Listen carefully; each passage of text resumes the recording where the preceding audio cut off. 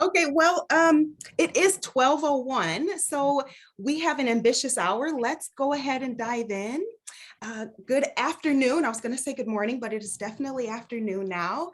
Everyone who's joining us for the final My Best workshop. And we're going to be centering our conversations today around the early findings of the Financial Stability Scale of Adoption Assessment results. And we'll also be talking about the student experiences. It's great to be joined with so many of you. For those of you who I have yet to meet, my name is Precious Miller, and I am the coordinator of My Best. And it is a pleasure to be sharing the early findings with you all today. Before we dive in, I must share the objectives and what we hope many of you will take away from our time together today. And that is having an increased understanding of student financial stability and what it looks like in the work that you do with students and with your colleagues each day. We'll also explore the ways in which we can keep student experiences top of mind in our work as we structure and in some instances restructure campus policies and practices. And we'll be joined by National Center for Inquiry and Improvement to share more about that topic, which I am really looking forward to. And here's our agenda, how we'll be spending our time together today. Again, we do have an ambitious hour with lots of content to talk about and cover. Before we do that, though, I do want to just give a very brief pause to just position ourselves in the space that we're in. I find that it's easy for us to go from meeting to meeting and moment to moment. And I don't want that to necessarily be what we experience right now. And so I just want to offer us an opportunity to do one thing to shift our time and our intention to today's agenda. And that could be starting a new page in your notebook. That could be shifting your position in your chair. That could be just mentally setting aside everything else that's going to happen after today's conversation. It's going to be there. I promise you it will still be there. But what is here right now is an opportunity to connect, to review what we've accomplished, and to learn from each other, learn from our leaders today, and do some self-reflection on what we can do to grow after today. So without further ado, I'm going to dive headfirst into the very early findings of the Scale of Adoption Assessment. I will share that this is the results from the current rendition of what we call the FSOA, the Financial Stability Scale of Adoption Assessment.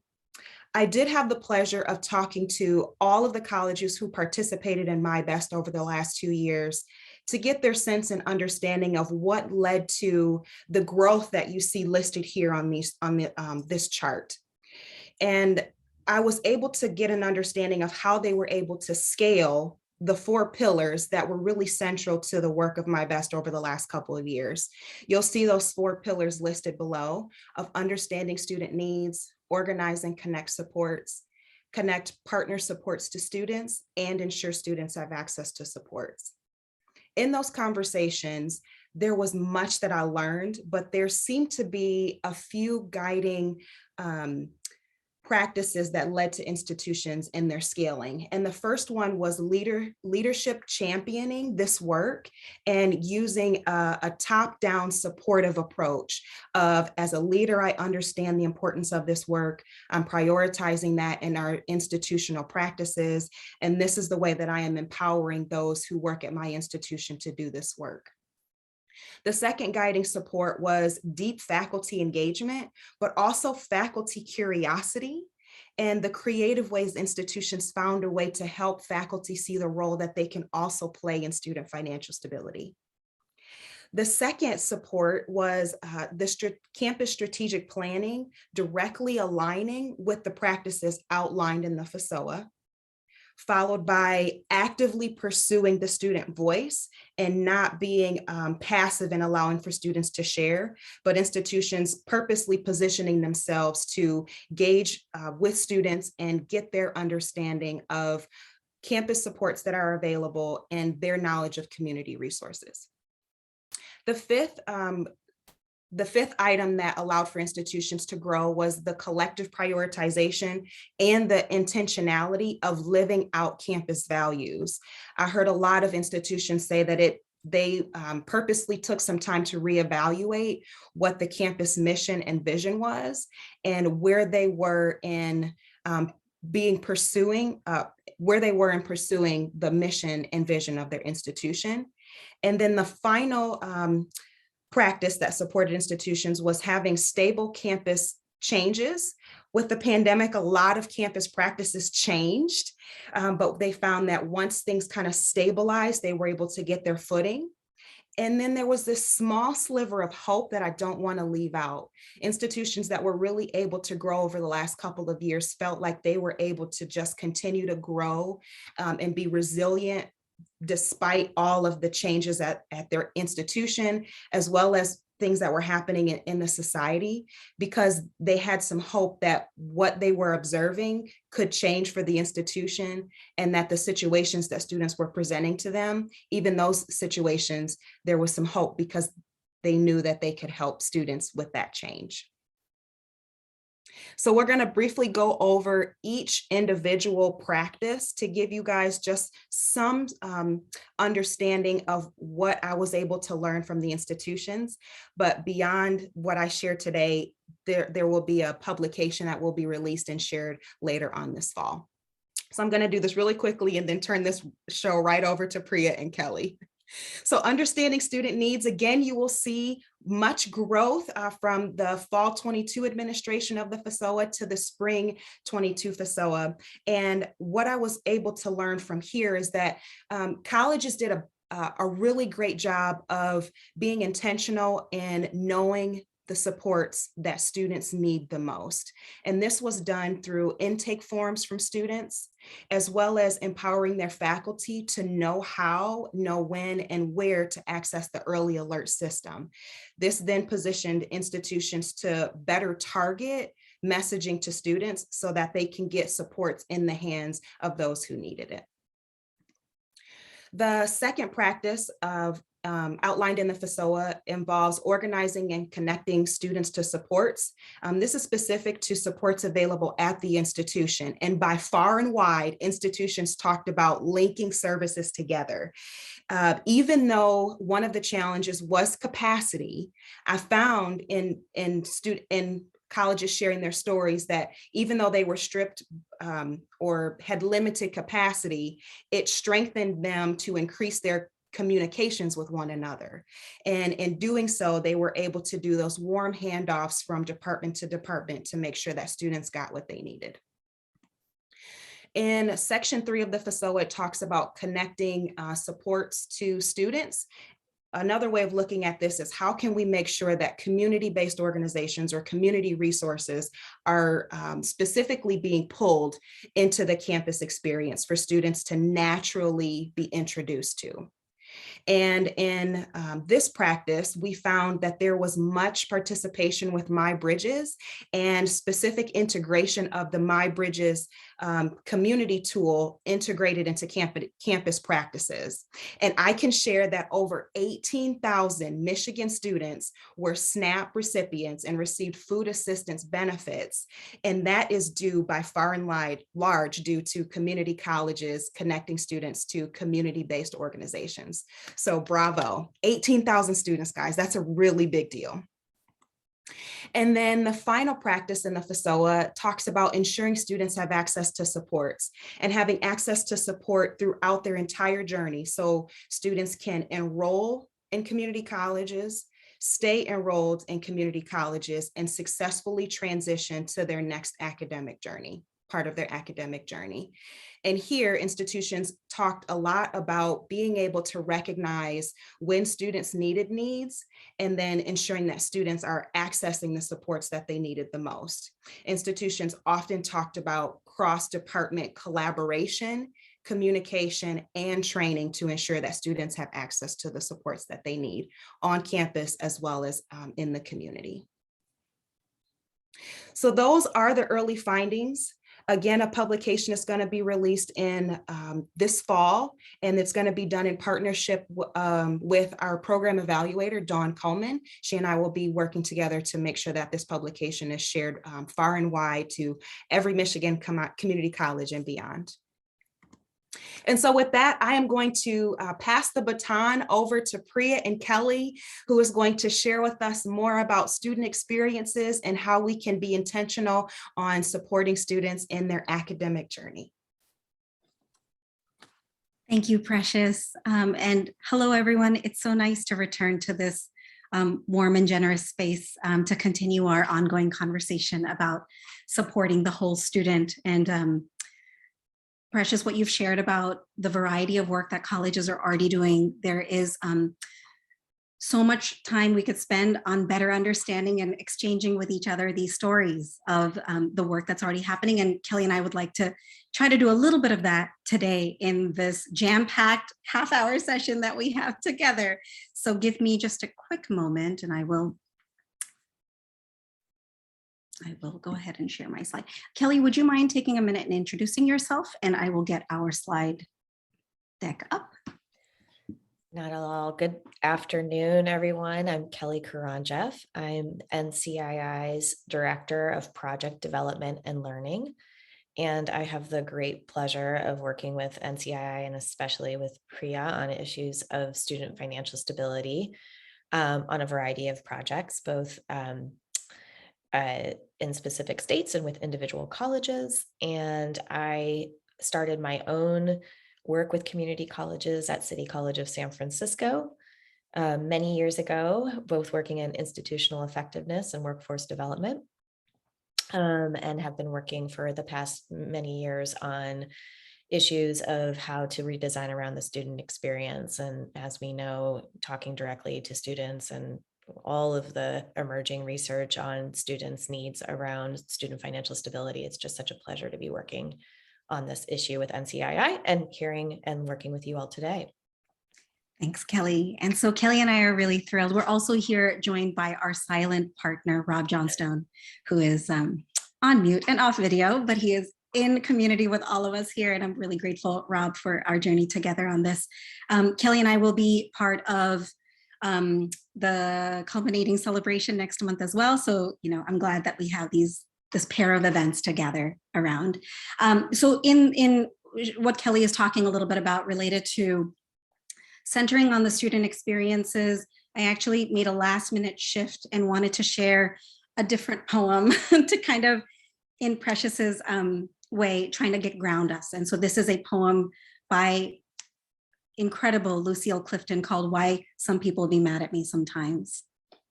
They ask me to remember, but they want me to remember their memories, and I keep on remembering mine.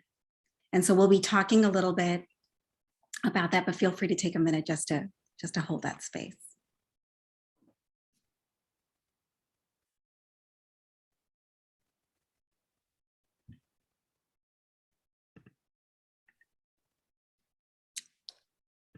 And to continue on our reflection journey and to kind of center ourselves in the moment, we want you to just begin by thinking about what comes to mind when you think about student financial stability, and specifically think about the students you are working with, the way you are interacting with your colleagues on your campus, how you position your college and your broader community.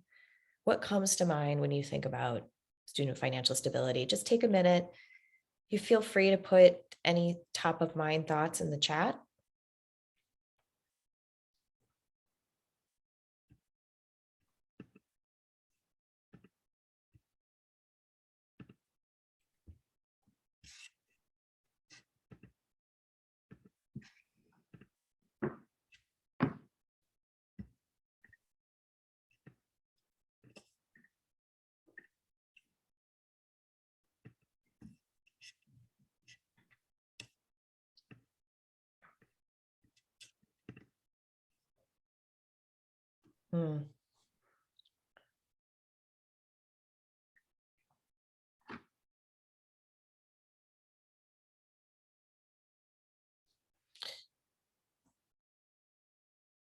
Yes, so we're starting to see some thoughts coming into the chat around student financial stability and the kind of the precariousness our students find themselves in around their finances, their financial need, and the intersection between what's happening in students' lives off campus and how much it impacts their ability to show up, make it through their academic experience on our campuses. This interplay between students, quote, non-academic and academic needs, we know is so strong. And we are certainly having that underlined as we've moved through this really impactful pandemic and had a light shine on the way students are struggling in their daily lives and the impact it's having on their ability to connect to our colleges and stay in our colleges. So yes, thank you so much for these thoughts that are coming into the chat. And Priya, if you don't mind advancing the slide. Over the past 8-9 years, NCII has had the great pleasure of working directly with many colleges, as well as working on a number of state level and national initiatives, including MyBest, that has really shaped our thinking and informed our thinking about how what student financial stability means in the student experience and how institutions make this a priority in their work. And as we have gone along through our work with colleges and these number of initiatives, we've kind of expanded our thinking and expanded our definition of what we mean when we talk about student financial stability. So we're specifically talking about ensuring students are financially secure across their entire higher education journey, both by ensuring they're connecting to the financial aid that's available to them, as well as other sources of support.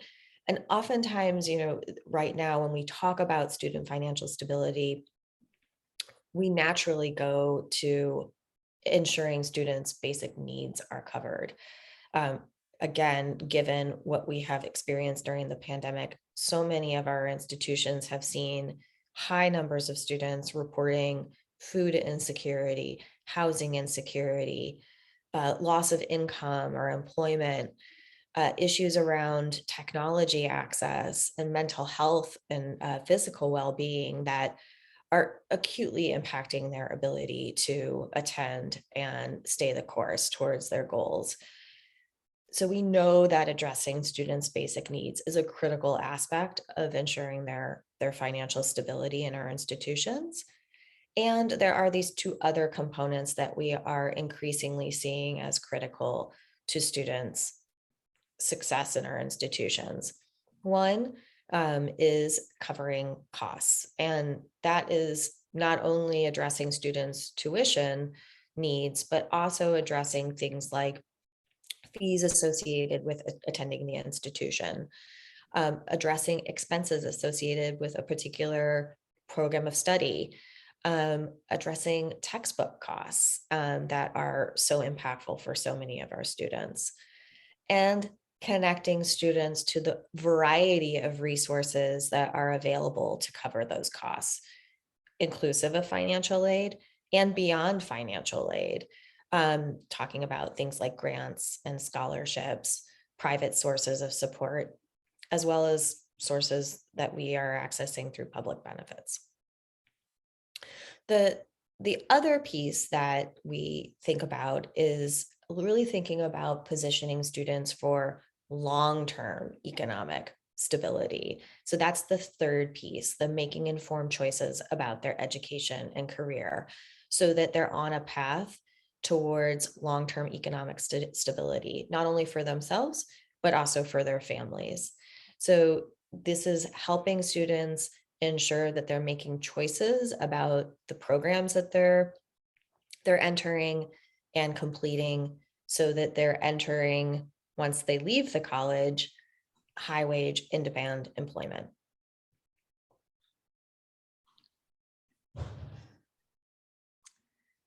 One other quick note I want to make on what Kelly mentioned around number one. Number one around covering college costs also includes this important feature of communicating the total cost of attendance for students, not only for the entire college, cost of attending college, but specifically cost of attending their specific program. And so there are these like natural intersections between student financial stability and also guided pathways or guided pathways related efforts that your college may already be doing related to helping students make informed choices about their meta major, area of interest, field of study, whatever you call it, and also specifically their program and what is in store for them in terms of cost and also ways to cover the cost of that full program. And so just to share a few more thoughts around this definition that get to where we are today, which is talking about how does this land in the experience that a student has. The first thing is also around, a lot of student financial stability work has been happening on colleges for decades. This is not new. And what we're trying to do here is advocate for a more structured approach in such that a student doesn't have to be in the right place at the right time with the right person to get the support, but that somehow through intention, it's structured by design. And so ways to be thinking about how, as an institution, there is an understanding about the institutional role of supporting the whole student. And how does that show up in faculty members, part-time, full-time, understanding their role? How does that show up in different personnel across the campus, either student-facing or not student-facing, in understanding that this as a college is part of our responsibility in ensuring that students can enter, progress, and transition out of our institutions positioned for that long-term stability that Kelly was talking about. And key to this and key to our conversation today is this relationship between institutional intent and student impact. So much of the ways that we talk about institutional reform is with the institution as the subject, that the institution is doing X, Y, and Z. And in many cases, the student is the object. The institution is doing X, Y, and Z to the student. And what we're trying to do is think about, what if we were to have the student be the subject? And then the institution would organize itself to ensure that a student as a subject experiences certain types of things. And so as a preview, that's really what we're going to talk about today, is how do we center in student experiences and organize the institution around it? Because as we all know, personally and professionally, even though people intend certain things, they don't necessarily land that way to the people that they were meant for. And especially when we talk about taking an equity lens, there is no monolithic student experience, even though we naturally talk about it as the student experience. What we're trying to move towards is more equitable student experiences, so that you have features of a student experience that are then activated based on the different needs, strengths, interests, aspirations that each student has throughout their educational journey. And then lastly, what I want to recognize is that each of you in your college teams have been working on specific areas of focus, specific projects, specific efforts. And so what Kelly and I want to urge you to think about is, how do the efforts that you have been working on show up in the student experience? In some cases, you're already working on projects that are student-facing, about ensuring access, connecting students to people or places or services. But some of you might be working on efforts that are more internally organizing around increasing professional development for faculty and staff, or streamlining the back end of processes to make it easier for students. So what we want you to be thinking about is, for your particular projects, wherever they may be on the scale of student facing, how do their impacts show up in changes in the student experience? And so to come here with the big idea is really to honor the choices that you're already making around your projects. Recognize that we are in May, a month away from a very bittersweet transition out of MyBest into finding ways to advance, sustain, and scale your work to impact larger numbers of students in the variety of ways that you're working. So thinking about where do you want to focus your work moving forward? Which student experiences would you like to continue prioritizing in the work that you're already doing, or pivoting for the way that you want to expand or continue the work beyond this particular frame of work? Kelly? Thanks, Priya. So now we're going to transition to just showing some expressions of this definition in practice, and both sharing a story related to each aspect of the definition from colleges that we've been working with, as well as invite you all to share as we go through these different expressions of the definition, to share in the chat ways that you're operationalizing this definition in your own work. One thing I forgot to mention is that, sometimes when we talk about this expanded definition of student and financial stability, it feels somewhat aspirational, somewhat lofty. And yet what we do know, and what we see by working with you all through MyBest and connecting with colleges across the country, is that institutions are activating different aspects of this definition in their work. Sometimes all three features are in progress or emerging, and so we know that it's possible to operationalize this definition in the student experience. So let's talk about what does it really look like for students, and let's build on what you already are experiencing and know in your institution. So let's start with covering college costs.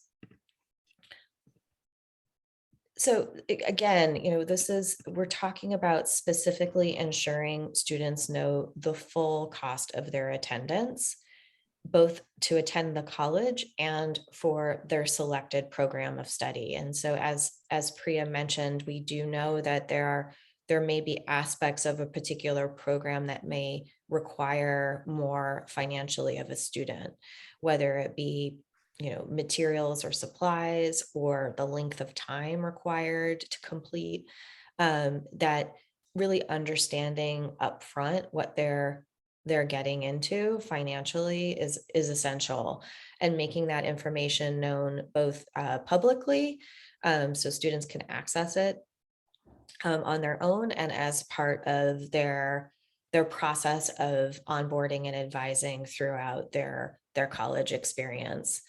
Another piece of that is ensuring that they know how to address their unmet financial need or out-of-pocket expenses that aren't just about incurring debt. In addition, we're talking about making sure students know how to maximize and leverage all of the aid that is available to them, whether it be financial aid or otherwise in the institution. We know sometimes that students don't take up the private sources that are available at our colleges through grants and scholarships, and that we really can better connect students to the full array of financial resources available to cover their college costs. And then finally, a feature of covering college costs is to perhaps help students develop a financial plan along with their educational plan. So they're really thinking through and plotting out, how are they going to address these costs across their college journey. This one is a little bit aspirational. We see only a few colleges tackling this at this point, but we certainly think it's an important feature to raise up as a possibility for a common student experience. So a college that is really doing some interesting things with covering college costs is Florida State College in Jacksonville.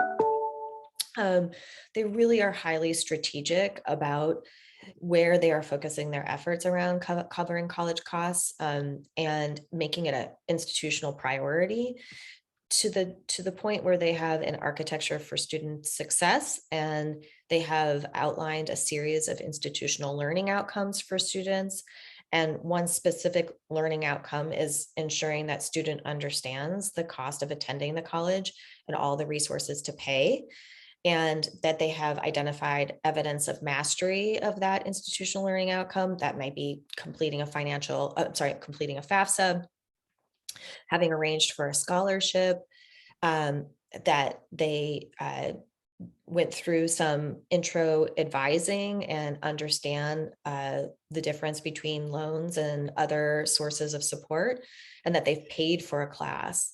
They're really looking at a variety of their business processes and revamping and redesigning those processes so they're student friendly.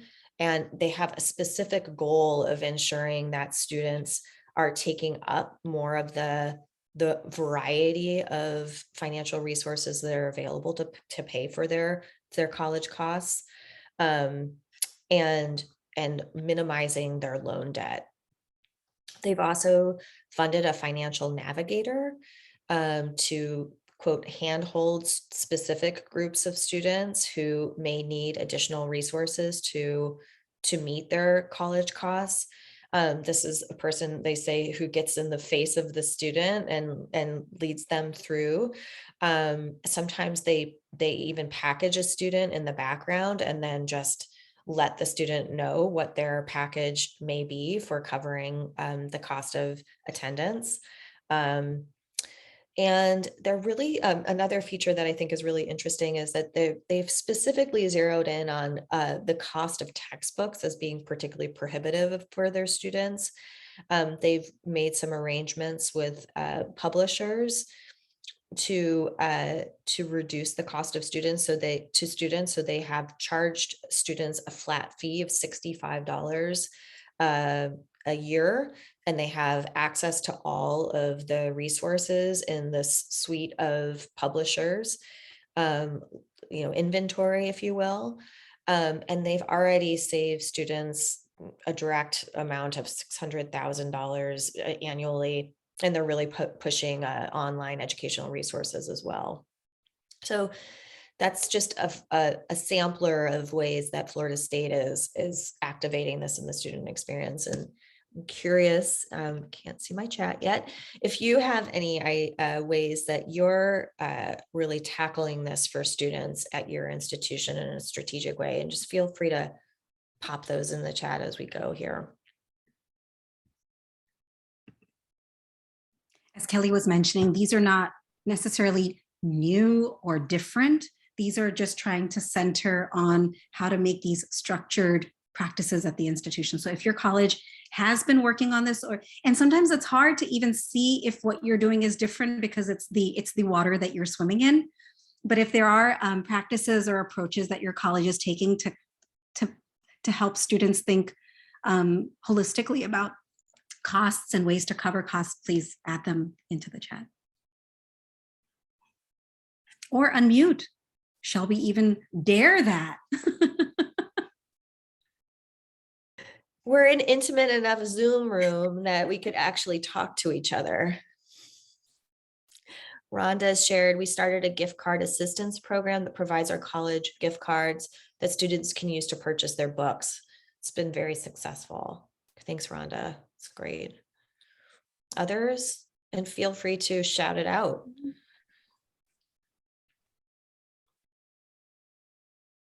And Rhonda, is that gift card assistance program open to all students? Any student? You can also answer in the chat.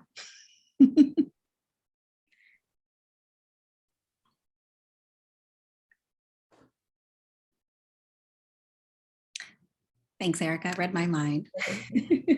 Great, thank you. So maybe we can move forward, and feel free to use the chat as a way to connect different dots.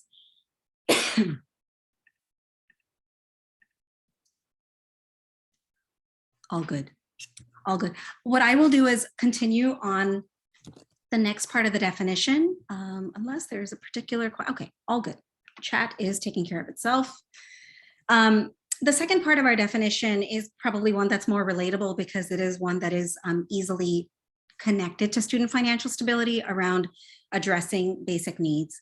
Kelly and I will share that many of the outcomes that we're sampling in these slides are actually part of an actual resource that you can access to see the larger suite of sample experience outcome statements that we have, that you're welcome to pull out for yourself or adapt if it helps center conversations at your institution around the student experiences.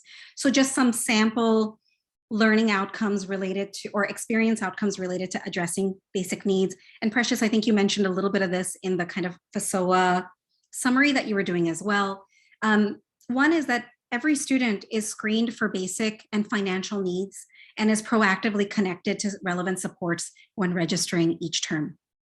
Please also note that these outcomes are written in compounded fashion. They're not meant for you to cross every single, to check mark every single phrase of it. But the idea is that there is a normalized process by which a student can share their particular set of circumstances. And there is an institutional process that closes the loop around what kinds of needs students may have. Not that the institution is the sole provider of those supports or that every support needs to be addressed, but there is an acknowledgement and a kind of advancing of that student's possible service support that might help the student get that kind of holistic package. And how this is happening in the second bullet, it could be that each student has an intentionally structured success network. Some of you might be calling them student success teams. Some of them are called advising teams, whatever it may be, but kind of a cross-functional group of folks that the student gets assigned to, is aware of, that they can reach out to be able to get particular types of support. Or a student has one person that they know they can count on to not necessarily have all the answers, but at least can connect them to other resources related to basic needs and or broader financial stability questions. And then lastly, one that is not unfamiliar, around strategy 3, students can access community partners on campus rather than being exclusively referred off campus to be able to access those supports. So these are just some features of ways that students can address their basic needs. These are not comprehensive, but one college that has for a long time expressed an approach is LaGuardia Community College in New York City. They, especially under the leadership of Michael Baston many, many years ago, kind of redefined like, what is the LaGuardia experience? And use that as a way to identify what activities students naturally did. And some of those natural activities included filling out the application, completing a FAFSA, and also completing an intake form. And it was bundled and packaged as, when you come to LaGuardia, excuse me, you do all of these things. And so they shifted it. So instead of it being an opt-in model, you would opt out if you didn't want to or needed to or couldn't do any of those particular activities.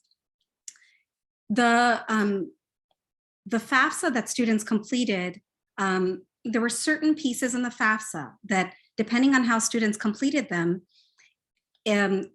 signaled something called a positive service indicator, which basically meant this student, based on the way that they have filled out the form, even the intake form, identifies that they may be eligible for additional services.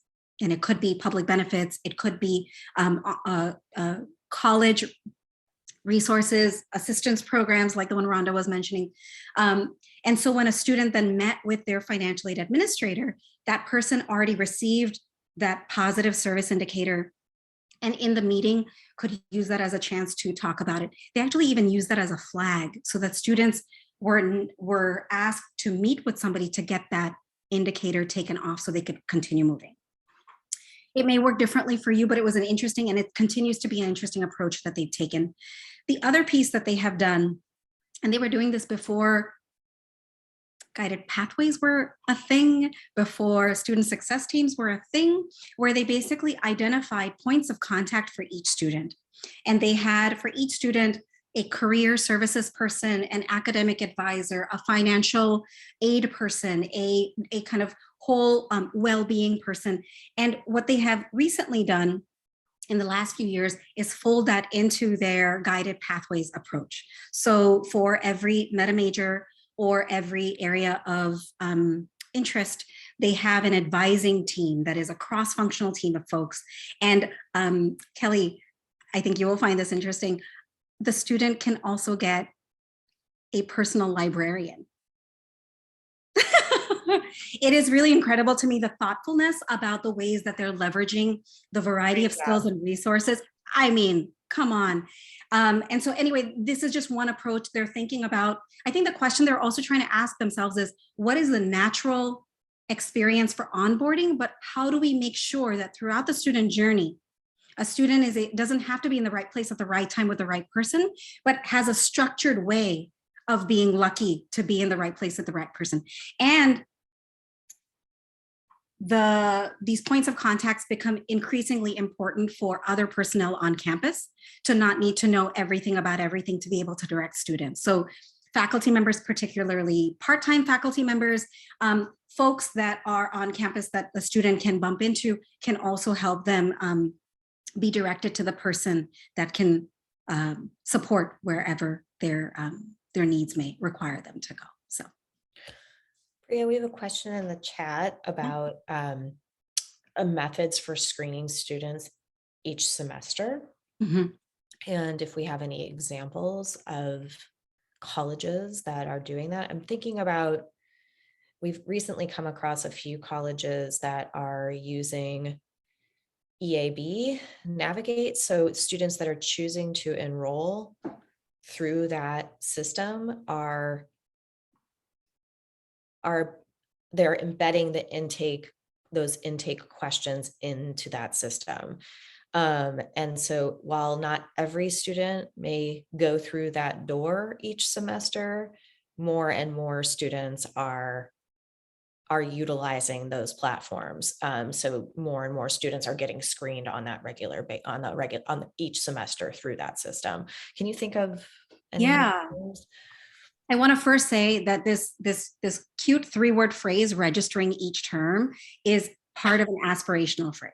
This is what we have been seeing at certain colleges that have certain cultures built around students engaging in some intentional way with the college every time they register. Yeah. We typically see these in institutions that are more intimate, sometimes in rural contexts, like North Arkansas comes to mind. North Ark has a culture where every student engages with an advisor. And the thing is, every student engages, but they do it in multiple ways. It could be like a virtual electronic connection. So not every student is taking up like a 45-minute meeting every single time they're registering for each term. I've seen this in other colleges, excuse me. I've seen this in other colleges where part of the registering for each term even indicates, asks students to confirm that they are still in the program that they were in last term. So in case they changed, they have a chance to be able to indicate that. And if they change, that signals someone to reach out to them. So the idea, I know it can get easily overwhelming, that how do we have the capacity to meet with every single student every term? I think it's aspirational thinking just about where are there opportunities to connect with students, either through technology or through the advising function or through a student success team that might allow for a check-in for students who need it moving from term to term.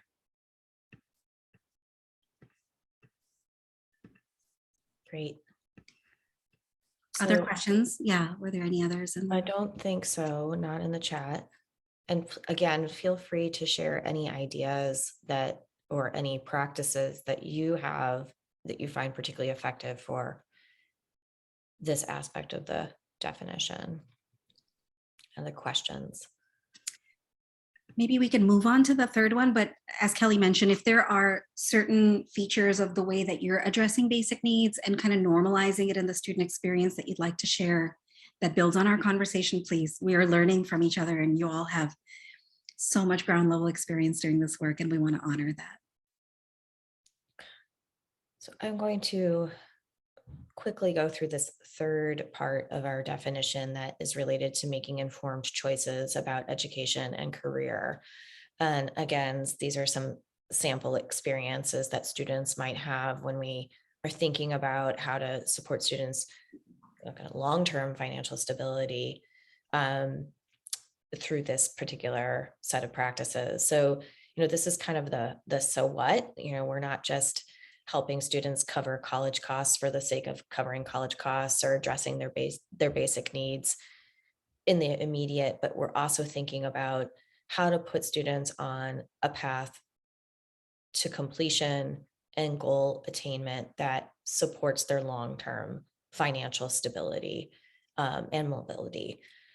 So it can be not only about changing the trajectory of the individual students' lives, but perhaps the whole family.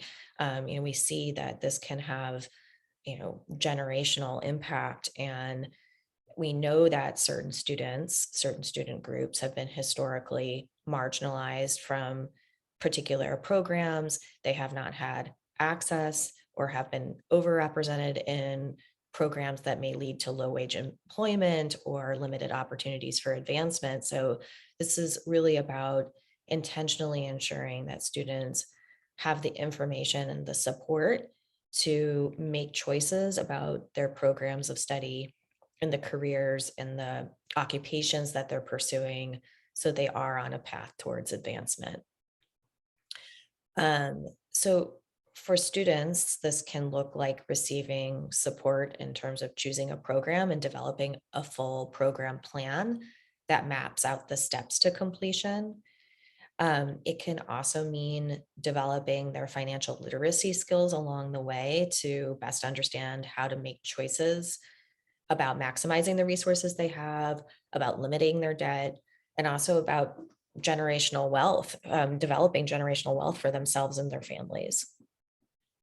It can also mean having applied learning experiences and paid employment opportunities that relate to their program, that not only address their immediate need for income, but also expose them to the workplace skills and abilities that they will need to have access to employment that's going to, again, put them on a path towards more economic security, and also develop the social capital and the networks that can help them access work post completion. Cerritos College in California is doing some really interesting work around this particular aspect of our expanded definition. We recently had a conversation with Dulcie Perez, their Vice President of Student Services, and their Assistant Superintendent. And she said, everything we do related to student financial stability is about getting students their degree. It's all about increasing their social mobility. So they really have kind of a laser-like focus in their institution on the ways that student financial stability intersects with students' program of study work and their academic success in the institution and where they're headed post institution.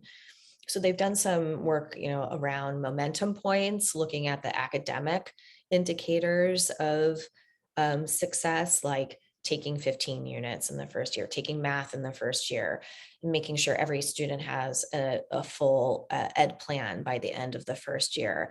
And they're making really strong connections between their team of college personnel that support students in addressing basic needs and the academic support system that students have on campus. And this very practically, they're seeing this intersection and they're making this connection in the success teams that are working with each of their program pathways at their institution. There's a member of the the basic needs team on their success team. When a student comes to their basic needs center to get support, part of the intake is, do you have a full education plan and how do we support you in completing one? So they're really making those strong connections between accessing basic needs support and students' those metrics for academic success. They're also really intentionally focusing on building students' financial literacy skills across their journey. So when they access a particular basic needs support, They may also be getting some form of financial literacy or financial coaching as part of the receiving of that support. They're doing workshops on things like couponing and credit scores, and that's going happening through their financial aid office. And then they're also prototyping paid apprenticeships and internships that are connected to students' programs of study. So students are asked to go through a series of workshops over the course of a month. And then at the end of completing those experiences, they can get an internship in the community, a paid summer internship.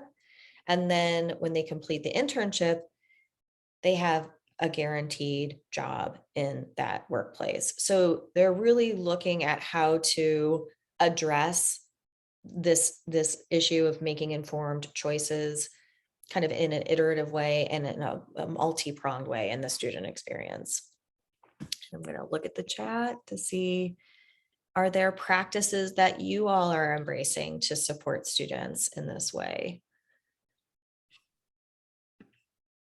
Any questions? We have about 5 minutes. We can share a little bit about the resource and see if in the chat anybody has any questions or would like to share the work that their college is doing.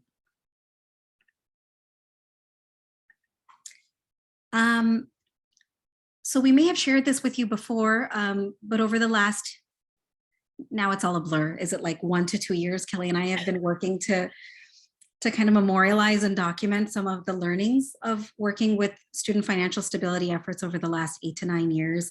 We have a resource series that's available on the NCII website, and the link is there for you. There are a few different resources.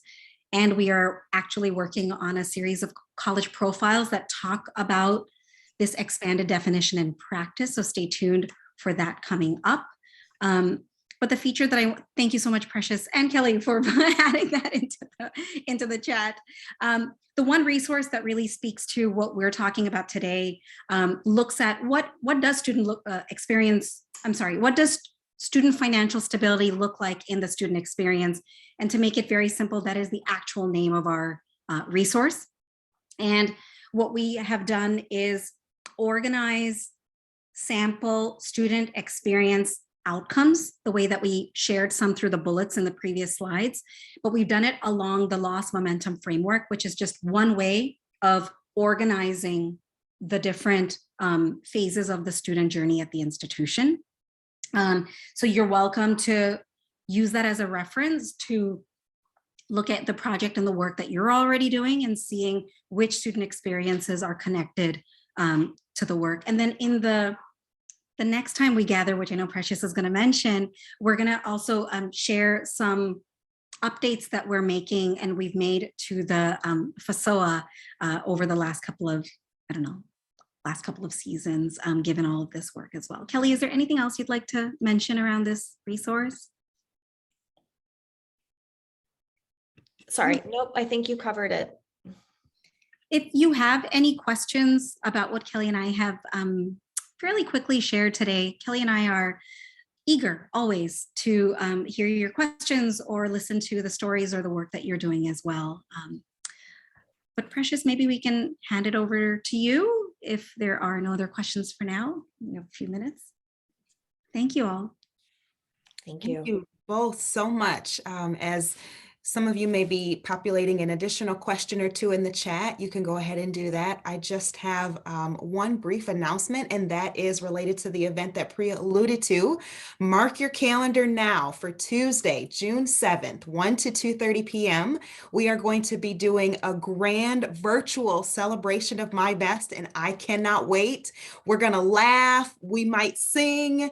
Tears might be shedded. It's going to be a fantastic event, and I'd love for you guys to come and cross share with one another. Again, hear from Priya and the team at NCII. Kelly, thank you for sharing your time with us today. And then again in June, if I don't know about you guys, but I have over a page of notes. And so I am just thrilled to learn more during that celebration on June 7th. Go ahead and mark your calendars now. And then we are done for today. I just wanted to offer you all one bit of a suggestion for your intentions moving forward in your day is to do one thing to shift out of this space and into the next one as you revisit that to-do list that you put on pause for this hour. It's been great seeing you guys, and I look forward to seeing you all on June 7th. Have a great day. Thank you all. Good to Thank see you all. you. Bye. Here.